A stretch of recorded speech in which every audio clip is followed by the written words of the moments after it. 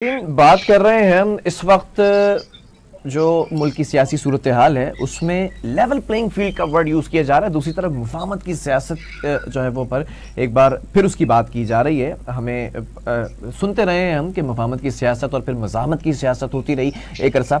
देखना यह है कि कौन सी सियासी जमात जो है वो इलेक्शन में बरसर इक़्तिदार आने में कामयाब होगी।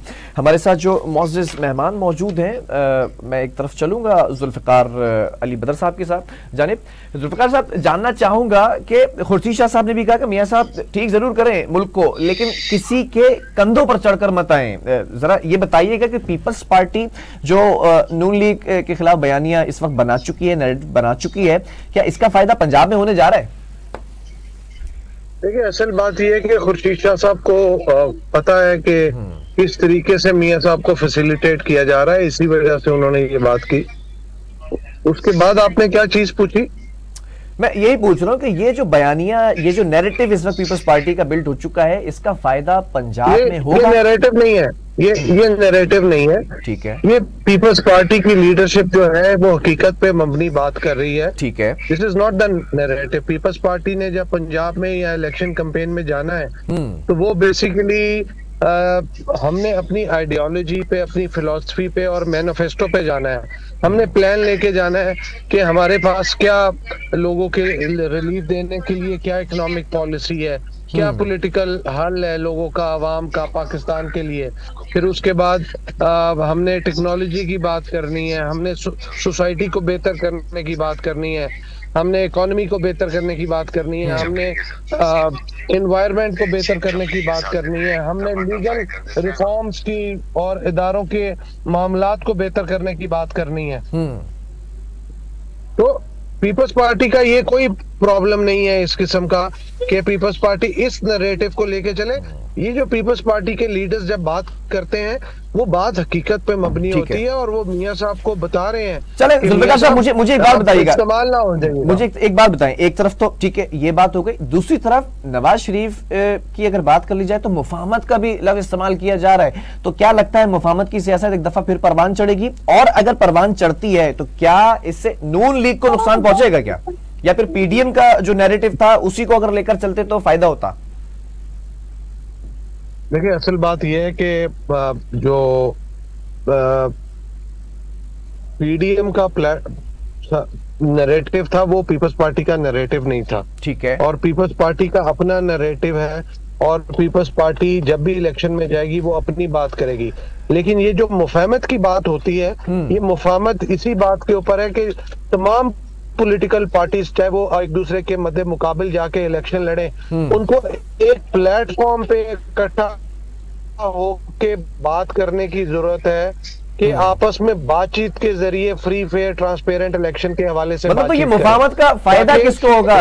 क्या इस वक्त कप्तान को ये फायदा होगा मुफाहमत का? देखिए, कप्तान को भी फायदा हो सकता है, लेकिन जो लोग 9 मई के वाक़े में मुलव्वस हैं उनको किसी किस्म का मुफाहमत का फायदा नहीं होगा। फायदा सिर्फ उन्हीं को होगा जो पॉलिटिकल पार्टीज के अंदर पॉलिटिकल लोग मौजूद हैं जो दहशतगर्दी के वाक़े में मुलव्वस नहीं है। लेकिन जो लोग दहशतगर्दी में मुलव्वस हैं उनको किसी किस्म की मुफाहमत का फायदा नहीं होगा, क्योंकि ये जो पॉलिटिकल पार्टीज के हेड हैं ये किसी भी ऐसे शख्स के साथ बैठने के लिए तैयार नहीं है जो ऐसी दहशतगर्दी की सोच का हामिल हो और जो प्रैक्टिकली उसके अंदर जो है शामिल हुआ। ठीक है, मुझे ये भी बता दीजिएगा, फिर मैं दूसरे हमारे जो गेस्ट उनकी तरफ भी बढ़ूंगा। क्या पीपल्स पार्टी कुछ फ्लेक्सिबिलिटी दिखाएगी? क्या मुफाहमत की सियासत हमें देखने को मिलेगी पीपल्स पार्टी की जानिब से? देखिए, पीपल्स पार्टी ने तो हमेशा ही मुफाहमत की बात की है। पीपल्स पार्टी ने ये तासुर पहले भी दिया था, अभी भी पीपल्स पार्टी समझती है कि आप इलेक्शन अपने निशान पे लड़ें, अपने मैनिफेस्टो आइडियोलॉजी पे लड़ें, लेकिन आपने जब इलेक्शन लड़ना है लेकिन तमाम पॉलिटिकल पार्टीज और उनकी लीडरशिप को इकट्ठे बैठ के कौमी सतह के जो मामलात हैं उनको खुशउस्लूबी से इकट्ठे बैठ के तय करना है। उसके बगैर जो है मामलात और मुल्क के अवाम मसाइल से निकल नहीं सकते। ठीक है, तो इसलिए पीपल्स पार्टी तो बिल्कुल इस बात पे हमेशा से है कि सारे मामलात इकट्ठे मिलकर पॉलिटिकल फोर्सेस को हल करने चाहिए। ठीक है, ठीक है। कुतुब साहब, सवाल मेरा ये है, इस वक्त क्या जो इस वक्त मौशी सूरत हाल है इस मुल्क की, क्या नेशनल डायलॉग होने चाहिए? क्या तमाम सियासी जमातों को मिलकर बैठकर बात करने की जरूरत है? जैसे मुफाहमत की बात की जा रही है, अगर उसको पॉजिटिवली भी यहाँ पर डिस्क्राइब किया जाए तो क्या तमाम सियासी जमातें, चाहे वो माजी के अंदर, माजी करीब के अंदर इक़्तिदार में रही हो या माजी कदीम के अंदर इक़्तिदार में रही हो या अपोजिशन के अंदर रही हो, दोनों तरफ से बात कर लेते हैं, क्या उन तमाम जमातों के साथ बैठना जरूरी है? देखिए, मैंने पहले तो मुझे अगेन वही बात करूंगा कि जुल्फ़िकार साहब ने कहा कि they have a very solution, जो सब कुछ वो लेके जाएंगे उसके अंदर। पहले मैं इस पर जरा बात कर लूँ कि ये जो सोल्यूशन था, ये पीडीएम की जब हुकूमत थी उस पर क्यों नहीं इसको लेके आए, क्यों नहीं ये सारे काम हुए जिसके जरिए से जो है ना यहाँ पे लोगों को रिलीफ मिलता। और इसी तरह सिंध के अंदर पीपल्स पार्टी की पिछले 15 साल से हुकूमत है और सिंध का जो हालत है इस वक्त, यहाँ पे करप्शन जो है ना बिल्कुल अरूज के ऊपर है। और जहाँ पे चाहे इंटीरियर सिंध को ले लें या कराची और हैदराबाद के इलाकों को ले लें, हर जगह ये कैफियत है कि यहाँ पे कोई भी डेवलपमेंट या कोई भी इकोनॉमिक एक्टिविटी हमें नजर नहीं आई। तो इसका मतलब यह है कि पीपल्स पार्टी के पास तो सोल्यूशन नहीं है कि जो कि पाकिस्तान के अंदर किसी चीज को बेहतर कर सके। जहां तक आपने मुफाहमत सिंध में कोई डेवलपमेंट नजर नहीं आती है। नहीं, मुझे तो बताया ना क्या है यहाँ पे, मुझे बताया आप इंटीरियर सिंध के अंदर चले जाएं या आप के शहरों इलाकों में चले जाएं, जो यहाँ पे कैफियत है कि कोई चीज भी पॉजिटिव से की तरफ जाते हुए हमें तो नजर नहीं आते। मैं यहीं पे रहता हूँ, मैं यहाँ पे सारी जिंदगी हमने गुजारी है, हमने सिंध के अंदर पूरे जहाँ पे मौजूद हैं कि सिंध के गांवों और देहातों में जाके चले जाएं और वहां पे क्या कैफियत हुई। अब जब वहां पे सैलाब आया है और सैलाब के बाद आज तक लोग जो है ना वो इसी कस्बा पुरसी की जिंदगी गुजार रहे हैं, उनको कुछ नहीं मिल सका। करप्शन एक बात से, करप्शन का जो इंडेक्स है जो पूरी दुनिया के अंदर और सिंध का उसका कंपैरेटिव कर ले बाकी के साथ, तो वो सब चीजें हमारे पास मौजूद है। मैं चाहूंगा थोड़ा सा तामुल रखिएगा, मैं क्विक जो है वो रिस्पांस लेना चाहूंगा। जुल्फिकार साहब, आपने गुफ्तगू सुनी होगी कुतुब साहब की, जरा ये बताइएगा कि सिंध के अंदर डेवलपमेंट की अगर बात आती है तो पीपल्स पार्टी बरसरे इख्तिदार है 14-15 सालों से, क्या किया है? जुल्फिकार साहब, आपको मेरी आवाज आ रही है? अच्छा, ठीक है। मैं सिर्फ एक बात ऐड कर दूं, प्लीज कंटिन्यू कीजिए। जो आपने अभी मुफाहमत की सियासत की बात की, मेरा तो ख्याल है कि जो कंसेंसस है वो पूरे पाकिस्तान के अवाम की मुफाहमत जरूरी है। ये जितने ये पार्टीज है ना जो जिनका आप जिक्र कर रहे हैं, खासतौर पर पीडीएम ने, और जिन्होंने पाकिस्तान का, माफ करें ये लफ्ज इस्तेमाल कर सकूं, जो कि फट्टा बिठाया है, और इसमें कैफियत ये है कि ना हमारा नौजवान यहाँ रहने को तैयार है। जो बिजनेस, मैं बिजनेस करता हूँ, कारोबार करता हूँ, मुझे पता है कि मैं किस तरह बिजनेस करता हूँ और कितनी मुश्किलात से इस वक्त हम सारा काम यहाँ पे कर रहे हैं। जो मुफाहमत होनी है वो अवाम की मुफाहमत होनी है कि हमने एक करप्शन ज्यादा पार्टीज को और इन सारे लोगों को जिन्होंने पाकिस्तान की इकोनॉमी को यहां तक पहुंचाया है, इन सबको हमें रिजेक्ट करना है और पाकिस्तान के लोगों को वो पाकिस्तान बनाना है जिसकी हम तमन्ना करते रहे। तो मेरा ख्याल है दिस इज द कंसेंसस जो अवाम का डेवलप हो चुका है। और खास तौर पर जो हड़ताल हुई है बिजली के बिलों और महंगाई के खिलाफ सितंबर के महीने में, उसने पूरे पाकिस्तान के अंदर कंप्लीट शट ऑफ था। लोगों ने ये मैसेज दिया था कि अगर आप कुछ भी नहीं बोलेंगे तो हम बोलेंगे। और इंशाल्लाह जमात इस्लामी जिस तरह अवाम की नुमाइंदगी कर रही है, इंशाल्लाह हम बहुत बड़ा सरप्राइज, जो हम जिस तरह कराची के अंदर लोगों ने हमें पर एतमाद किया है, कराची के अंदर हाफिज नईम और रहमान को जिस तरह मेयर के लिए पूरी कराची के लोग लेके आए, इसी तरह पूरे पाकिस्तान के अंदर एक लोगों को ये पता चलेगा कि जमात इस्लामी वो कुव्वत बन के उभरेगी कि जो पूरे पाकिस्तान के इंशाल्लाह मसाइल को हल करेगा। चले, मैं इस पर आपका आखिरी कमेंट भी ले लूंगा। मैं जरा जावेद साहब के तरफ बढ़ूंगा। जावेद साहब, जानना ये चाहूंगा कि इस वक्त जो अदालतों के अंदर केसेस चल रहे हैं, खास तौर पर अगर बात कर ली जाए नवाज शरीफ के हवाले से या फिर सामने रखकर बात की जाए इमरान खान के हवाले से, क्या लगता है किसके लिए मामला जो है वो रिलीफ की तरफ जाएगा और किसके लिए मामला सख्त हो जाएगा?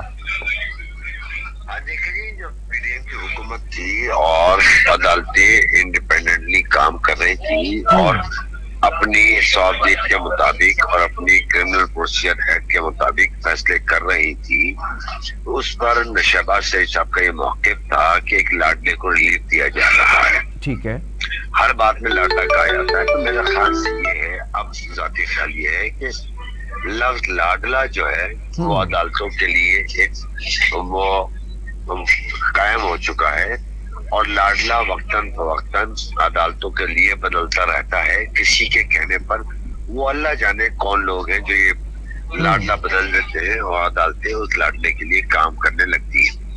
अब अगर आप देखें कि जो भी मामला हैं 9 मई के वाकयात के बाद, चाहे इमरान खान साहब की जमात हो या कोई और जमात हो, जो लाडले की तारीख में नहीं आती, अदालतें उनके लिए आंख बंद करके फैसले, आंख और कान बंद करके फैसले कर रही हैं।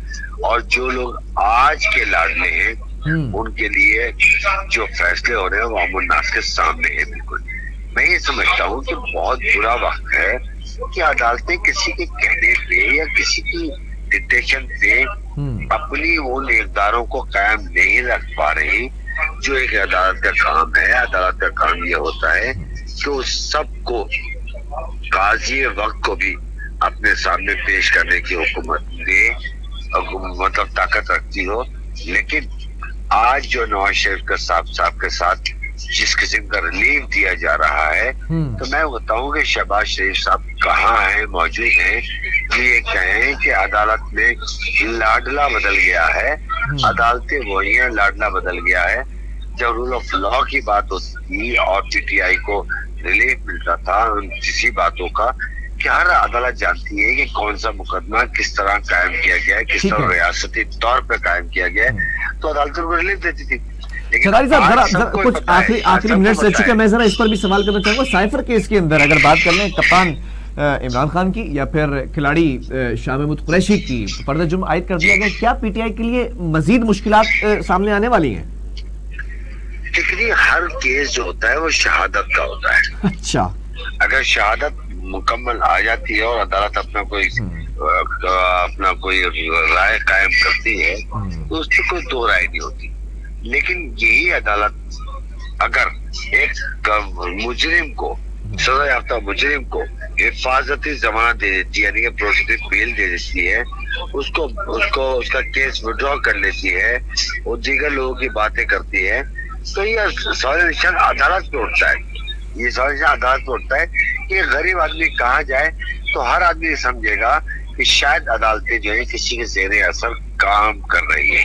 रही बात साइफर केस की, देखिए साइफर केस में हम किसी को कोई भी बात करें, चाहे शाह महमूद कुरैशी हो या चेयरमैन पीटीआई हो, हम देखते हैं शहादत क्या मौजूद है। अदालत के दो इख्तियार होते हैं, एक शहादत की रोशनी में फैसला करने के और एक उनके जिसको हम डिस्क्रिशनरी इख्तियार कहते हैं, खुद मुख्तारी इख्तियार होते हैं। और खून को अगर देखते हैं तो खुद मुख्तारी इख्तियार के अंदर अगर कोई शहादत मौजूद नहीं होती है तो अदालत को खुद मुख्तारी इख्तियार इस्तेमाल करना चाहिए और अपना फैसला करना चाहिए कि मुद्दई के पास, मुद्दई का मतलब रियासत के पास केस कमजोर है।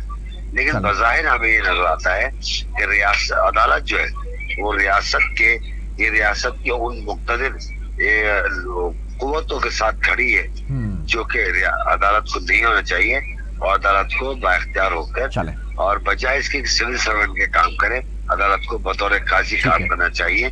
जिसका जहाँ जो रिलीफ बनता है उसको अदालत को देना चाहिए और जहाँ रिलीफ नहीं बनता उसको नहीं देना चाहिए।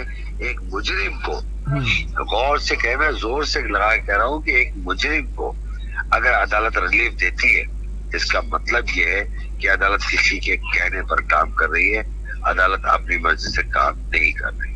ठीक है, बहरहाल कुतुब साहब आपसे भी आखिरी कमेंट, इस वक्त centre of ground Jamaat Islami के लिए क्या है? क्योंकि हम देखते हैं कि सिंध के अंदर अगर ज़्यादा वोटिंग बैंक की बात की जाए तो पीपल्स पार्टी नज़र आती है। पंजाब के अंदर अगर हम देखते हैं तो अभी रिसेंटली नवाज शरीफ की वापसी के बाद हम देखते हैं कि पंजाब में नून लीग है। जमात इस्लामी के लिए ग्राउंड कहाँ पर है इस वक्त खेलने के लिए, और ख़ास तौर पर इलेक्शंस करीब हैं, तो जमात इस्लामी किस नैरेटिव को किस सूबे में ज़्यादातर लेके चलेगी? देखिए, पाकिस्तान जो पूरा पाकिस्तान है ना, वो पाकिस्तान जमात इस्लामी का ग्राउंड है। ठीक है। और पाकिस्तान की जो अवाम है ना, और जो पिछड़े हुए अवाम है जिनको कुछ नहीं मिल रहा, वो सारे लोग हैं जो जमात इस्लामी के पीछे खड़े। देखिए, मैं आपको एक बात बताऊं, लोगों ने बहुत क्लियरली देख लिया है कि जो कुछ यहाँ पे हुआ है, जो कुछ पाकिस्तान के साथ हुआ है, जो कोई परेशानियां लोगों ने झेली है, और खास तौर पे जो पिछले 1-2 साल के अंदर जो कुछ हमने झेला है, वो तो इतनी शदीद है कि जिसका बयान भी किया जाए तो वो कम है। यानी कि किस तरीके से डॉलर ऊपर गया, किस तरीके से करप्शन के लेवल्स क्या पहुंच चुके हैं, लोगों की जिंदगियां कहां पे पहुंच गई हैं। तो मेरा तो ये ख्याल है कि जमात इस्लामी इस पर पाकिस्तान की एक मेजर पार्टी बन के उभरेगी इंशाल्लाह, और पाकिस्तान के अवाम जो कि इस वक्त बिल्कुल उम्मीदों को खो चुके हैं, उनके लिए उम्मीद जमात इस्लामी है। और यही वो जमात इस्लामी है कि इंशाल्लाह जो अवाम के अंदर रह के हुए, अवाम के लेवल पे काम करते हुए और उनको वो रिलीफ देते हुए जिसके अवाम हक रखती है। यानी इकोनॉमिक की पॉलिसीज की बात कर लें तो यहाँ पे इतनी बेसिक चीजों को यहाँ पे फ्लॉ रहा है जो पिछली इतनी गवर्नमेंट्स नहीं है कि उन्होंने कभी भी एक्सपोर्ट्स को प्रमोट नहीं किया, इंपोर्ट को जो है किस तरह हैंडल करना चाहिए वो काम नहीं किए, और ऐसे ऐसे चीजें की जिसका हम तसव्वुर भी नहीं कर सकते। एक जनरल इकोनॉमिस्ट है वो चीजें भी, क्योंकि लोगों को पाकिस्तान से ज्यादा अपनी जेबों की भरने की फिक्र है, यहाँ पे करप्शन की फिक्र है, तो हम सबका मुकाबला करना है और इसी नैरेटिव के साथ और इसी बयानी के साथ, और यही पाकिस्तान की आवाम का बयानी जो मैं शुरू में कह रहा था ना कि कंसेंसस और जो मुफाहमत है पाकिस्तान की पूरी आवाम ने करनी है और कर ली है कि इंशाल्लाह हम इन सारे लोगों को जिन्होंने हमारी जिंदगियों के पीछे पड़ गए हैं, जो इन्होंने जिंदगी हमारी अजीरें बना दी है, इनको इंशाल्लाह अगले इलेक्शन के अंदर अपने वोट से इनसे हम हिसाब भी लेंगे और अपने मुस्तकबिल को इंशाल्लाह बेहतर भी करेंगे। ठीक है, बहुत शुक्रिया तीनों मौजूद मेहमानों का, और गुफ्तगू यहाँ पर खत्म हुई। अब देखना यह है कि किस सियासी जमात को मिलेगा रिलीफ और किसकी बातों का करेगी अवाम बिलीव। ये वक्त ही बताएगा जब इलेक्शन सर पर होंगे और किस